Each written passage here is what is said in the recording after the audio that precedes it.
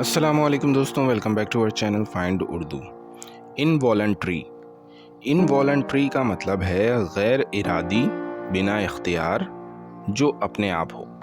Involuntary का मतलब है ऐसा काम जो बिना किसी इरादे के या बिला इख्तियार हो।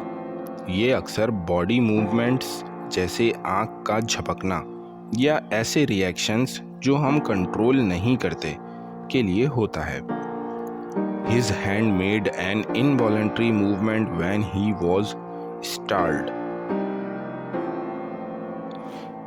जब वो घबराया तो उसका हाथ बिना इख्तियार हिल गया। तो दोस्तों, इनवॉलंट्री का मतलब है ऐसा काम जो बिना सोचे समझे या बिला इख्तियार होता है, जैसे रिफ्लेक्स एक्शंस या इमोशनल रिस्पॉन्सेस। उम्मीद है अब आपको इनवॉलंट्री का मतलब समझ में आ गया होगा। मिलते हैं नेक्स्ट वीडियो में। शुक्रिया।